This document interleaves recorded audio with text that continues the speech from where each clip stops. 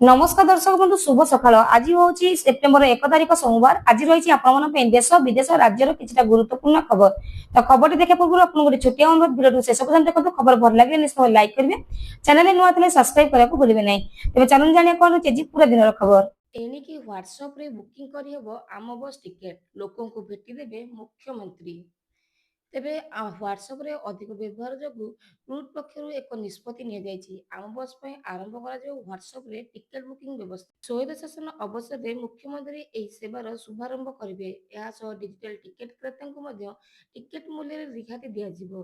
स्वायत्त शासन दिवस अवसर रेल ऑडिटोरियम रूम रे हेबाकु थिबा राज्यस्तरीय कार्यक्रम रे मुख्यमंत्री श्री मोहन चरण माझी सहरजलवासी को बहु प्रकल्प भेटिदेव बोली कुहा जाउछि। परवर्ती खबर श्रीजीउଙ୍କର दर्शन ପାଇଁ ଟଙ୍କା କାରବାର ୱେବସାଇଟରେ ମଗାଯାଉଛି ଟଙ୍କା। ତେବେ ଶ୍ରୀଜୀଉଙ୍କୁ ଦର୍ଶନ କରିବା ପାଇଁ ଟଙ୍କା ମଗାଯାଉଛି ଏକ ୱେବସାଇଟରେ। ଇଣ୍ଡିଆ ଥ୍ରିଲ୍ସ ନାମକ ୱେବସାଇଟ ଟଙ୍କା ମାଗୁଛି ବୋଲି ଅଭିଯୋଗ ହୋଇଛି। ବିଭିନ୍ନ ବର୍ଗର ଦେୟମୁକ୍ତ ଦର୍ଶନ ନେଇ ୱେବସାଇଟର ତଥ୍ୟ ରହିଛି। ସେମାନଙ୍କ ମଧ୍ୟରେ ରହିଛି ସ୍ୱତନ୍ତ୍ର ଦର୍ଶନ ପାଇଁ 50 ଟଙ୍କା, ଶୀଘ୍ର ଦର୍ଶନ ପାଇଁ 100 ଟଙ୍କା, ଭିଆଇପି ଦର୍ଶନ ପାଇଁ 500 ଟଙ୍କା ଉଲ୍ଲେଖ ଅଛି। ଏଭଳି ସାଇଟରୁ ଦୂରେଇ ରହିବା ପାଇଁ ଅନୁରୋଧ କରାଯାଇଛି। ପରବର୍ତ୍ତୀ ଖବର राज्य सरकार बड़ पदक्षेप सबु सरकारी कोठार लगे सोलार पैनल। तेबे सबु सरकारी कोठार लगे सोलार पैनल। पीएम सूर्यघर योजना रे राज्य सरकार पक्षर पदक्षेप नि रेस्को मॉडल कोठा हेब सौर चलित। 1,500 सरकारी कोठा चिन्हट हेब। ओरेडा पक्षर कहुଯାଇଛି सर्वे सर्वे सहयोग लगी सबु विभाग को चिट्ठी लिखा जायछि। केंद्र सरकार प्रधानमंत्री मुक्त विद्युत योजना आरंभ कर केंद्र सरकार मागणा विद्युत योजना अधीन हिताधिकारी माने 300 यूनिट मागणा विद्युत सुविधा पाइपर। परवर्ती खबर ओडिशा रे सारर अभाव तेणु 62 जन डीलर लाइसेंस बातिल। ओडिशा रे चाषी मानक सार जोगाण संपर्कित समस्या को गंभीरतर सह नहीं राज्य सरकार 62 जन डीलर लाइसेंस को बातिल करने सहित 30 टी दुकान रे सार विक्रय बंद करने सूचना मिली। सूचना अनुसार मोट 4,546 खुचरा दुकान जांच कर 1202 खुचरा व्यवसायी कारण दर्शाई नोटिस जारी कर 30 मामलें व्यवसायी विक्रय बंद करने नोटिस दि सार नियंत्रण आदेश 1985 अनुसार अभियोग उल्लंघन पर 62 जन डीलर लाइसेंस को बातिल कर दी जाइए। सहित 6 जन डीलर स्टॉक जबत कर। परवर्ती खबर इंडिया एगेन्स्ट नेगेटिविटी एकादश संस्करण अनुष्ठित नकारात्मक विरोध में एकजुट पर आह्वान। तेबे इंडिया एगेन्स्ट नेगेटिविटी एकादश संस्करण रविवार दिन पालित हो जाइए। ଏହି କାର୍ଯ୍ୟକ୍ରମରେ ଅନୁସୂଚିତ ଜାତି ଏବଂ ଜନଜାତି କଲ୍ୟାଣର ସଂସଦୀୟ କମିଟି ଅଧ୍ୟକ୍ଷ ତଥା ପୂର୍ବତନ କେନ୍ଦ୍ର ରାଷ୍ଟ୍ରମନ୍ତ୍ରୀ ଫଗନ ସିଂ କୁଲେଶଙ୍କ ସହିତ ଅନେକ ଆଇନଜୀବୀ ଏବଂ ମାନବାଧିକାର କମିଶନ ଅଧ୍ୟକ୍ଷ ଜଷ୍ଟିସ ଶତ୍ରୁଘ୍ନ ପୂଜାରୀ ତା ସହିତ ସମ୍ମାନୀୟ ଅତିଥିମାନେ ଯୋଗଦେଇ ଏହି କାର୍ଯ୍ୟକ୍ରମକୁ ସୁରୁଖୁରୁରେ ସମ୍ପୂର୍ଣ୍ଣ କରିଥିଲେ।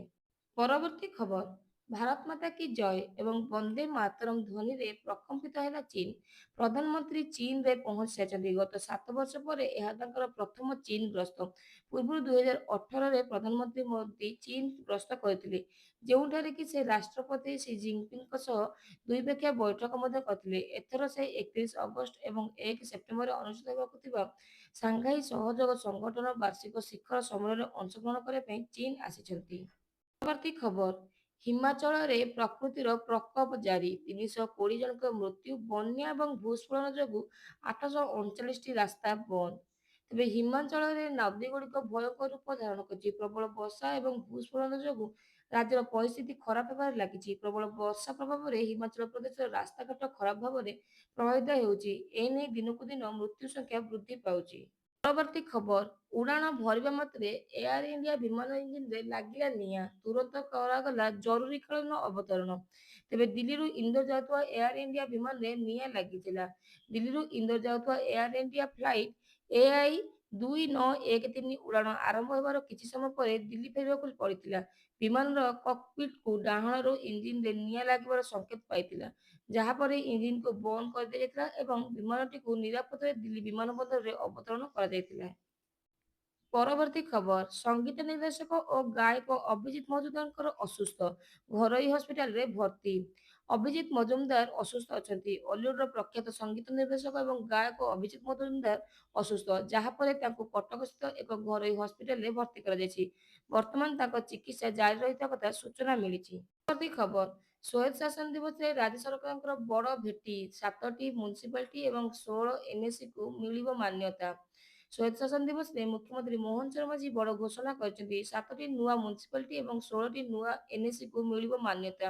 ନୂଆ ମ୍ୟୁନିସିପାଲିଟି ମଧ୍ୟରେ ମୟୂରଭଞ୍ଜ ଜିଲ୍ଲା କଞ୍ଜରିଆ, ବୌଦ୍ଧ ଜିଲ୍ଲାର ବୌଦ୍ଧ ସହରାଞ୍ଚଳ ଏବଂ ଗଞ୍ଜାମ ଜିଲ୍ଲାର ଭଞ୍ଜନଗର, ଆସ୍କା, ଛତ୍ରପୁର, କବିସୂର୍ଯ୍ୟନଗର, ପୋଲସରା ରହିଛି। ପରବର୍ତ୍ତୀ ଖବର ବିଶ୍ୱବିଦ୍ୟାଳୟର ପ୍ରଥମ ଶକ୍ତିଶ୍ରୀ ସାଥୀ ମାନସୀ। ତେବେ ବିକ୍ରମୋଦୟ ବିଶ୍ୱବିଦ୍ୟାଳୟର ପ୍ରଥମ ଶକ୍ତିଶ୍ରୀ ସାଥୀ ଭାବେ ମାନସୀ ରାଣୀ ମହାନ୍ତିଙ୍କୁ ଚୟନ କରାଯାଇଛି। ଓଡ଼ିଶା ସରକାରଙ୍କ ଉଚ୍ଚ ଶିକ୍ଷା ବିଭାଗର ନିର୍ଦ୍ଦେଶ କ୍ରମେ ବିଶ୍ୱବିଦ୍ୟାଳୟରେ ଶକ୍ତିଶ୍ରୀ ସଶକ୍ତିକରଣ ସେଲ୍ ଗଠନ କରାଯାଇଥିଲା। ଏଥିପାଇଁ ବିଶ୍ୱବିଦ୍ୟାଳୟର ଉଭୟ ସ୍ନାତକ ଓ ସ୍ନାତକୋତ୍ତର ଛାତ୍ରଛାତ୍ରୀଙ୍କ ମଧ୍ୟରେ ଏକ ଚୟନ ପ୍ରକ୍ରିୟା ଆୟୋଜନ କରାଯାଇଥିଲା। ପ୍ରତ୍ୟେକ ବିଭାଗରୁ ଜଣେ ସ୍ନାତକ ଛାତ୍ରୀ ଏବଂ ଜଣେ ସ୍ନାତକୋତ୍ତର ଛାତ୍ରୀ ଅଂଶଗ୍ରହଣ କରିଥିଲେ। ଏଥିରେ ବିଭିନ୍ନ ପର୍ଯ୍ୟାୟରେ ଛାତ୍ରୀଙ୍କର ମେଧା, ନେତୃତ୍ୱ ନେବାର ଦକ୍ଷତା, ସମସ୍ୟା ଉପସ୍ଥାପନ କରିବାର ଯୋଗ୍ୟତା, ଉପସ୍ଥିତ ବୁଦ୍ଧି ଓ ସାଧାରଣ ଜ୍ଞାନ ଆଦି ପରୀକ୍ଷା କରାଯାଇଥିଲା। ପରବର୍ତ୍ତୀ ଖବର ଚୁଟକିରେ ହେବ ସବୁ ସମସ୍ୟାର ଇତି। ସହରିଆମାନଙ୍କ ପାଇଁ ଆସିଗଲା ସହର ସାଥୀ। ତେବେ ଚୁଟକିରେ ହେବ ସବୁ ସମସ୍ୟାର ଇତି। ସହରିଆମାନଙ୍କୁ ସହର ସାଥୀ ଆସିଯାଇଛି। ରାଜ୍ୟସ୍ତରୀୟ ସ୍ୱାୟତ୍ତ ଶାସନ ଦିବସ ଅବସରରେ ମୁଖ୍ୟମନ୍ତ୍ରୀ ମୋହନ ଚରଣ ମାଝୀ ସହର ସାଥୀ ସୁବିଧାର ଲୋକାର୍ପଣ କରିଛନ୍ତି। ଏହି ନଗରମାନଙ୍କୁ ସଶକ୍ତ, ଦ୍ରୁତ ଏବଂ କ୍ରିୟାଶୀଳ ସେବା ପ୍ରଦାନ ସୁନିଶ୍ଚିତ କରିବା ଦିଗରେ ବଳିଷ୍ଠ ଭୂମିକା ତୁଲାଇବ ବୋଲି କୁହାଯାଉଛି। ପରବର୍ତ୍ତୀ ଖବର ଫେସବୁକ୍ ଫ୍ରେଣ୍ଡ ଲୁଟିନେଲେ 52 ଲକ୍ଷ ଟଙ୍କା।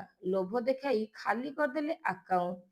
ତେବେ ମହଙ୍ଗା ପଡ଼ିଲା ସୋସିଆଲ ମିଡିଆରେ ଫ୍ରେଣ୍ଡସିପ୍। ଅଧିକ ଲୋଭ ଆଶରେ ଟ୍ରେଡିଂ ଆପ୍ରେ ଟଙ୍କା ଲଗାଇ ଉଠାଇବାର ଶିକାର ହେଲେ ଅନୁଗୁଳ ଯୁବକ। ସାଇବର ସେଲରେ ଅଭିଯୋଗ ପରେ ତନାଘନା ଆରମ୍ଭ। ପରବର୍ତ୍ତୀ ଖବର ରାସନ କାର୍ଡକୁ ନେଇ ଆସିଲା ବଡ଼ ଅପଡେଟ୍। ଗତ କିଛି ଦିନ ପୂର୍ବରୁ ରାସନ କାର୍ଡର ଇ-କେୱାଇସିର ଅବଧି ସମୟ ସରିଯାଇଛି, ଯାହାଦ୍ୱାରା କି ବହୁତ ହିତାଧିକାରୀମାନେ ଏଥିରୁ ବଞ୍ଚିତ ହୋଇଛନ୍ତି। ଯେଉଁଥିପାଇଁ କି ସରକାର ପୁଣି ଥରେ ସେମାନଙ୍କୁ ଆଉ ଏକ ଚାନ୍ସ ଦେଇଥିଲେ, ଆଉ ଏକ ସୁଯୋଗ ମଧ୍ୟ ଦେଇଥିଲେ, ଯାହାକି 3 ମାସ ଚାଉଳକୁ ତାଙ୍କର ସ୍ଥଗିତ ରଖିଥିଲେ ଏବଂ କହିଥିଲେ ଏଇ 3 ମାସ ମଧ୍ୟରେ ନିଜର ଇ-କେୱାଇସି କରିଦିଅନ୍ତୁ, ଯାହାଦ୍ୱାରା କି ଆପଣମାନେ ମଧ୍ୟ ରାସନର ପୁରା ଲାଭ ଉଠାଇ ପାରିବେ। ତା ମଧ୍ୟରେ କିଛି ଲୋକ ଆଧିରେ ମଧ୍ୟ ଆହୁରି ରହିଯାଇଛନ୍ତି। ତେଣୁ ଏବେ ଏଇ ସମୟ ସୀମା ବଢ଼ିବ କି ନାହିଁ ସେଟା ତ ଜଣା ନାହିଁ, କିନ୍ତୁ ଯେଉଁମାନେ ନିଜର ଇ-କେୱାଇସି କରିନାହାନ୍ତି ତୁରନ୍ତ ଯାଇ ନିଜର ଇ-କେୱାଇସି କରିଦିଅନ୍ତୁ, ଯାହାଦ୍ୱାରା କି ଆପଣମାନଙ୍କୁ ରାସନର ମାଗଣା ଚାଉଳ ସହିତ ବିଭିନ୍ନ ପ୍ରକାର ସୁବିଧା ମଧ୍ୟ ପାଇପାରିବେ। ପରବର୍ତ୍ତୀ ଖବର ଆସିଲା ନୂଆ ଲେବର କାର୍ଡର ଲିଷ୍ଟ। ଶ୍ରମିକମାନଙ୍କୁ ବିଭିନ୍ନ ସହାୟତା ଯୋଗାଇ ଦେବାରେ ଲେବର କାର୍ଡ ବା ଶ୍ରମ କାର୍ଡ ଯୋଗାଇବା ଦେଇଛନ୍ତି ସରକାର। ପ୍ରତିବର୍ଷ ଏହି ଯୋଜନାର ଲାଭ ଉଠାଇବା ପାଇଁ ଶ୍ରମିକମାନେ ଯୋଡ଼ି ହୋଇଛନ୍ତି। ମାତ୍ର ଏହି ଯୋଜନା ସମ୍ପର୍କରେ ଅଧିକାଂଶ ଲୋକ ଜାଣିନଥିବା ବେଳେ ଏହା ଲାଭ ଉଠାଇ ପାରୁନାହାନ୍ତି। ସରକାରଙ୍କ ପକ୍ଷରୁ ପ୍ରଦାନ କରାଯାଇଥିବା ଲେବର କାର୍ଡ ମାଧ୍ୟମରେ ସରକାର ଶ୍ରମିକଙ୍କୁ 1000ରୁ 3500 ଟଙ୍କା ପ୍ରଦାନ କରୁଛନ୍ତି। ବର୍ତ୍ତମାନ ଯେଉଁମାନେ ଲେବର କାର୍ଡରେ ଆବେଦନ କରିଥିଲେ ସେମାନଙ୍କର ନାମ ତାଲିକା ଆସିସାରିଛି। ତେଣୁ ସେମାନେ ମଧ୍ୟ ଯାଇ ନିଜର ତାଲିକା ଚେକ୍ କରିପାରିବେ। ଏହି କାର୍ଡ ମାଧ୍ୟମରେ ଶ୍ରମିକଙ୍କର ପରିଚୟ ଦେଇପାରିବେ ଏବଂ ସେମାନଙ୍କୁ ବିଭିନ୍ନ ଯୋଜନାର ସୁବିଧା ଯୋଗାଇ ଦିଆଯିବ। ଶ୍ରମ ସଂଶୋଧନ ବିଭାଗ ପକ୍ଷରୁ ଏହି ଯୋଜନା ପରିଚାଳିତ ହେଉଛି। ସ୍କିଲ୍ ମିଶନ ଅଧୀନରେ ଏହି କାର୍ଡ ପାଇଁ ଆବେଦନ କରିପାରିବେ ଶ୍ରମିକ। ଏହାଦ୍ୱାରା ସରକାରଙ୍କ ପାଖରେ ଶ୍ରମିକ ବାବଦରେ ସମସ୍ତ ତଥ୍ୟ ରହିପାରିବ। କାର୍ଡ ପାଇବା ପରେ ଶ୍ରମିକଙ୍କୁ ଏକ ରେଜିଷ୍ଟ୍ରେସନ ନମ୍ବର ଦିଆଯିବ। ଏହି ରେଜିଷ୍ଟ୍ରେସନ ନମ୍ବର ମାଧ୍ୟମରେ ସମସ୍ତ ଯୋଜନାର ଲାଭ ପାଇପାରିବେ ଶ୍ରମିକ। ପରବର୍ତ୍ତୀ ଖବର ଗର୍ଭବତୀ ମହିଳାମାନଙ୍କୁ ସରକାର ଦେଉଛନ୍ତି 11,000 ଟଙ୍କା। ତେବେ କେନ୍ଦ୍ର ସରକାର ଏହି ଯୋଜନାରେ ଗର୍ଭବତୀ ମହିଳାମାନଙ୍କୁ 11,000 ଟଙ୍କା ସହାୟତା ରାଶି ପ୍ରଦାନ କରୁଛନ୍ତି। ତେବେ ପ୍ରତ୍ୟେକ ମହିଳାମାନଙ୍କୁ ମା ହେବାର ପ୍ରସ୍ତୁତ ହେବା ସମୟରେ ସୁରକ୍ଷା ଏବଂ ସାହାଯ୍ୟର ଆବଶ୍ୟକତା ରହିଛି। ଏହି ସମୟରେ ପାରିବାରିକ ଦାୟିତ୍ୱ ଏବଂ ସ୍ୱାସ୍ଥ୍ୟ ଚିନ୍ତା ଉଭୟ ବୃଦ୍ଧି ପାଏ। ଅନେକ ସମୟରେ ପ୍ରାରମ୍ଭିକ ଖର୍ଚ୍ଚ ଏବଂ ହସ୍ପିଟାଲ ଖର୍ଚ୍ଚ ଚିନ୍ତାକୁ ବୃଦ୍ଧି କରେ। ଏ ପରିସ୍ଥିତିରେ ସରକାର ଏହି ଯୋଜନାରେ ମହିଳାମାନଙ୍କୁ ଆଶ୍ୱସ୍ତି ପ୍ରଦାନ କରୁଛନ୍ତି। ତେଣୁ ସରକାର ପ୍ରଧାନମନ୍ତ୍ରୀ ମାତୃବନ୍ଦନା ଯୋଜନା ଆରମ୍ଭ କରିଛନ୍ତି, ଯାହା ଗର୍ଭବତୀ ଏବଂ ସ୍ତନ୍ୟପାୟୀ କରାଯାଉଥିବା ମହିଳାମାନଙ୍କୁ ଲାଭ ପହଞ୍ଚାଇ ପାରିବ। ଏହି ଯୋଜନା ଅଧୀନରେ ମହିଳାମାନଙ୍କୁ ମୋଟ 11,000 ଟଙ୍କା ଆର୍ଥିକ ସହାୟତା ପ୍ରଦାନ କରାଯିବ, ଯାହାକୁ 3ଟି ସ୍ତରରେ ବିଭକ୍ତ କରାଯାଇଛି। ପରବର୍ତ୍ତୀ ଖବର ସୁଭଦ୍ରା ଯୋଜନାକୁ ନେଇ ଆସିଲା ବଡ଼ ଅପଡେଟ୍। ଗତ କିଛି ଦିନ ପୂର୍ବରୁ ସୁଭଦ୍ରା ଯୋଜନାର ତୃତୀୟତମ କିସ୍ତି ମିଳିସାରିଛି ଏବଂ ଆଗକୁ ଚତୁର୍ଥତମ କିସ୍ତି ମିଳିବାର ଆଶା ଅଛି। କିନ୍ତୁ ଏଥି ଭିତରେ ଆସିଛି ଏକ ଖୁସି ଖବର, ଯେଉଁମାନେ 21 ବର୍ଷରୁ ଉର୍ଦ୍ଧ୍ୱ ହୋଇଛନ୍ତି ଏବଂ ସୁଭଦ୍ରା ଯୋଜନାରେ ଆବେଦନ କରନ୍ତି ସେମାନେ ଜଲ୍ଦି ଜଲ୍ଦି ଯାଇ ନିଜ ନାମ ପଞ୍ଜୀକରଣ କରିଦିଅନ୍ତୁ। ପୋର୍ଟାଲ ଖୋଲା ଅଛି। ଆବେଦନ କରିବା ପରେ ଆପଣମାନଙ୍କୁ ମଧ୍ୟ ସୁଭଦ୍ରା ଯୋଜନା ସହିତ ଯୋଡ଼ି ଦିଆଯିବ। ତେଣୁ ତୁରନ୍ତ ଯାଇ ନିଜର ଆବେଦନ ପତ୍ର ଦାଖଲ କରିନିଅନ୍ତୁ, ଯାହାଦ୍ୱାରା କି ଆପଣମାନେ ମଧ୍ୟ ସୁଭଦ୍ରା ଯୋଜନାର ସମସ୍ତ ଲାଭ ଉଠାଇ ପାରିବେ। ତା ସହିତ ଯେଉଁମାନେ ପୂର୍ବରୁ ସୁଭଦ୍ରା ଯୋଜନାର କିସ୍ତି ପାଇସାରିଛନ୍ତି କିନ୍ତୁ ବର୍ତ୍ତମାନ ସେମାନଙ୍କୁ 60 ବର୍ଷରୁ ଉର୍ଦ୍ଧ୍ୱ ହୋଇଯାଇଛି, ସେମାନଙ୍କୁ ବର୍ତ୍ତମାନ ଏଥିରୁ ବାତିଲ କରିଦିଆଯିବ ଏବଂ ବାର୍ଦ୍ଧକ୍ୟ ଭତ୍ତା ସହିତ ଯୋଡ଼ି ଦିଆଯିବ ବୋଲି କହିଛନ୍ତି ଉପମୁଖ୍ୟମନ୍ତ୍ରୀ ପ୍ରଭାତ ପରିଡ଼ା। ଏହା ତ ଥିଲା ଆଜିର ପୁରା ଦିନର ଖବର। ଯଦି ଖବରଟି ଆପଣମାନଙ୍କୁ ଭଲ ଲାଗିଥାଏ ନିଶ୍ଚିତ ଭିଡ଼ିଓଟିକୁ ଲାଇକ୍ କରିବା ସହିତ ଚ୍ୟାନେଲରେ ନୂଆ ଥିଲେ ସବସ୍କ୍ରାଇବ କରିବାକୁ ଭୁଲିବେ ନାହିଁ। ଜୟ ଜଗନ୍ନାଥ।